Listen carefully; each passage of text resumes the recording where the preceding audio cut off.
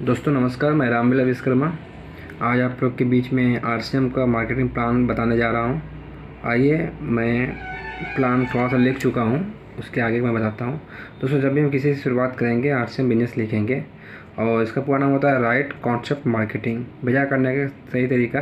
तो इस तरीके को देखने से पहले हम लोग पुरानी तरीका को देख लेते हैं, जिसको बोलते हैं टीबी ट्रेडिशनल बिजनेस, परंपरागत बाजार व्यवस्था, यानी पुराना बाजार।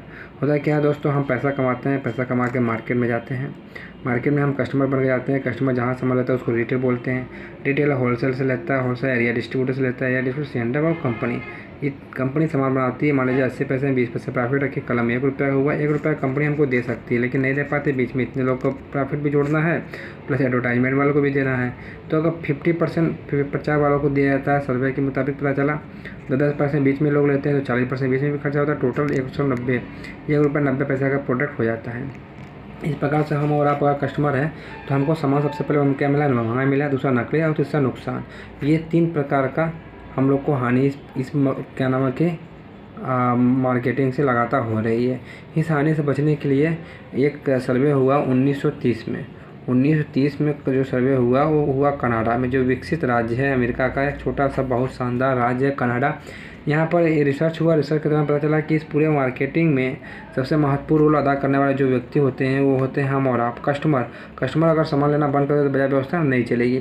दूसरे महत्वपूर्ण पहलू जो होती है वो होती है कंपनी बनाना बंद कर दे तो सामान हमको नहीं मिलेगा। और देखा जाए तो महत्वपूर्ण में से तीसरा नंबर स्थान किसका आता है, वो आता है हमारे इन बिचौलियों का। इनका और इनका, ये 5 लोग का जो रोल होता है वो तीसरे नंबर पर होता है। लेकिन अर्निंग के मामले में जब देखा गया सबसे ज़्यादा पैसा कौन कमाता है, तो ये बिचौलिए सबसे ज़्यादा पैसा कमा लेते हैं।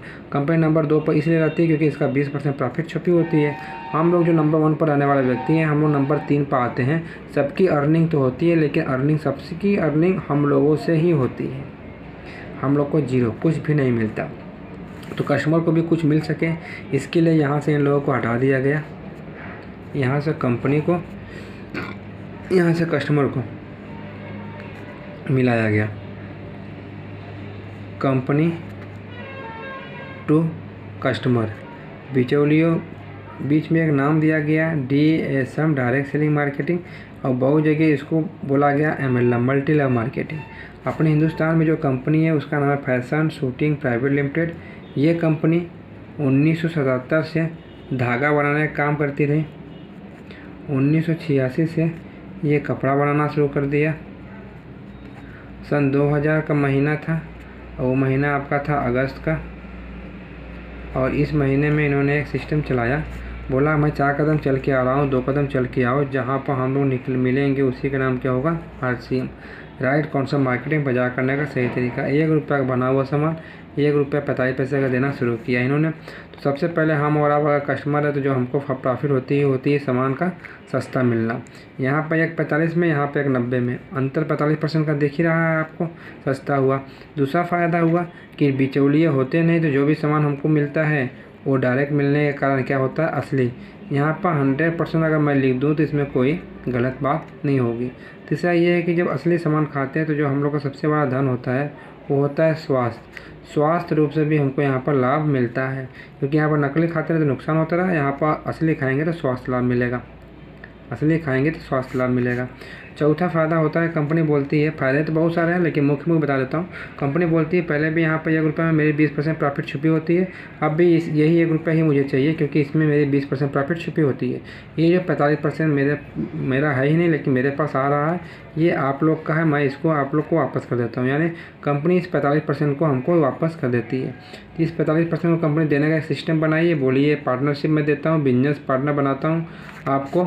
इस पार्टनरशिप को लेने के लिए आपको एक ID रजिस्ट्रेशन करवानी पड़ेगी। उस ID में आपको देना पड़ेगा eKYC, और eKYC आपका लगेगा जो कि बिल्कुल फ्री है। इसमें सबसे पहले आपका लगेगा एक फ़ोटो जब करेंट का हो, उसके बाद आपका लगेगा आधार इसलिए क्योंकि ID दोनों में काम करता है। उसके बाद जिस बैंक में चाहते हैं आपका पैसा आवे उस बैंक का अकाउंट आपको देना पड़ेगा। अगर आपने पेन कार्ड रखा है तो पेन भी देना पड़ेगा क्योंकि हमारा पैसा नंबर 1 का आता है, TDS कार्ड के आता है। उसके बाद आपको अपने घर की खरीदारी करनी पड़ेगी, जो भी खरीदारी आप मार्केट से करते हो यहाँ से आपको खरीदारी करनी पड़ेगी। सपोज इसमें देखा जाए तो 8 से लेके 10,000 रुपया हर घर के खर्च होते हैं। इस प्रकार से अगर मान लीजिए कोई व्यक्ति 8,000 की खराई हमारे यहाँ से करता है तो उसको 20% का MRP पर छूट मिल जाएगा। MRP पर तुरंत छूट, यानी 20% छूट अगर हो गया तो 1600 रुपया उसका डायरेक्ट बच गया। और ये सामान उसको मिलेगा कितने का? 6400 रुपये का। कितने का मिला? 6400 का। अब 6400 का हमारे यहाँ 50% बिंजन वैल्यू कंपनी रखी हुई है, 50 से 75 100%, तो 3500 बिंजन वैल्यू बन जाता है। और इसी 3500 का आपको अकाउंट में आता है 10%, जो बिजली बनता है उसका आता है 10 अकाउंट में।